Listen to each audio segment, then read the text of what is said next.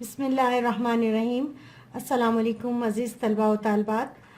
बच्चों, आपको याद होगा कि पिछले लेक्चर में सेकंड लेक्चर हमारा हो चुका है, जिसमें हमने इसार सबक की बुलंदखानी भी की थी और उसके मश्की काम भी हमने आपको समझा दिए थे और ख़ुलासा भी मैंने आपको बता दिया था।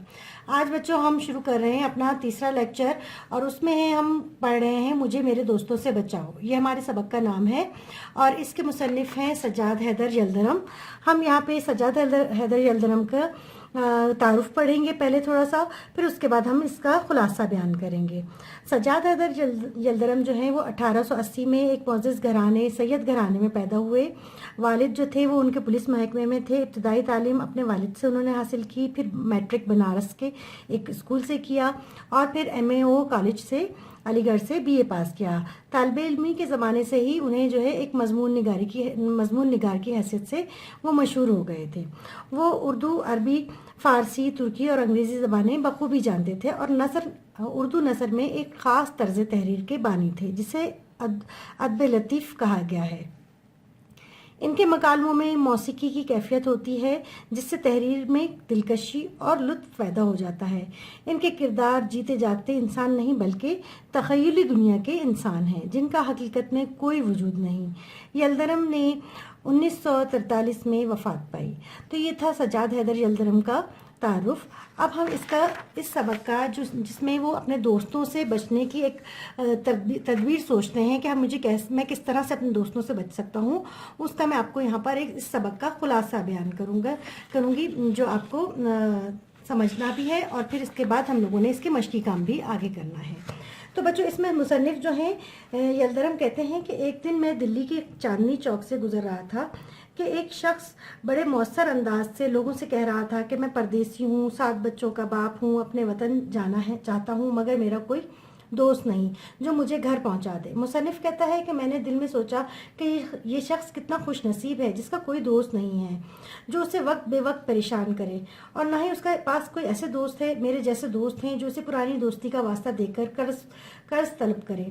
मुसन्निफ कहता है कि मेरे कई दोस्त हैं जो मुझे बेवक्त परेशान करते रहते हैं, जिसकी वजह से मुझे काम करने में वक्त ही नहीं मिलता। मसलन मेरे एक दोस्त हैं अहमद मिर्ज़ा साहब, जब भी आते हैं तो शोर मचाते हुए आते हैं। इनका आना ऐसा लगता है जैसे ज़लज़ला आ गया। वो चंद मिनट मेरे पास रहते हैं, मगर मेरे जहन में जो कुछ होता है वो सब कुछ निकल जाता है। और एक और दोस्त है मोहम्मद तहसीन, ये हमेशा तीसरे पहर इस वक्त आते हैं जब मैं काम से फारिग होकर आराम करना चाहता हूँ।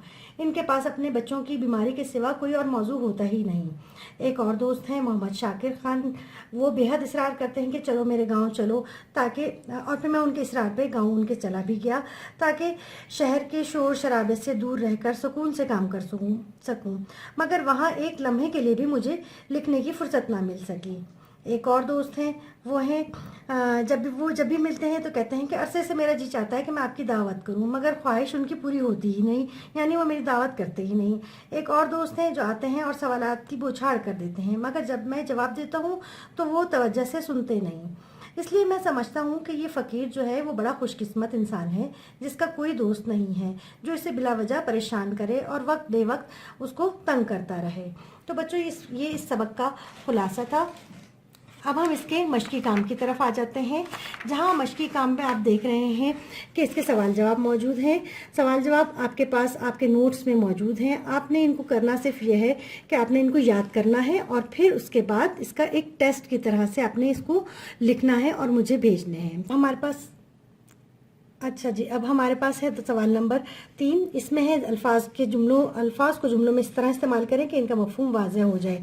शकीउल कल्ब यानी सख्त दिल, करीबुल वतन परदेस, रश्क यानी किसी को देखकर बहुत खुशी महसूस करना, बशाशत ताजगी, नहीफ़ व नज़ार कमज़ोर, भौचाल, जलजला, बादल न फास्ता, दिल ना चाहते हो उचाट, बेजार होना, और कसर नफसी, आजिज़ी और मादूम ख़त्म हो जाना। इन अल्फाज के मायने मैंने आपको बता दिए हैं, आपने इनको जुमलों में इस्तेमाल करना है। इसके अलावा यहाँ अल्फाज की मुतरादिफ लिखनी है, वो भी आपने अल्फाज के मुतरादिफ यानी अल्फाज के मायने लिखने हैं, और इसी तरह से वाहिद अल्फाज को जमा में और जमा को वाहिद में लिखना है। ये भी हम आपको करवा चुके हैं। अब आपने इन सबको याद करना है।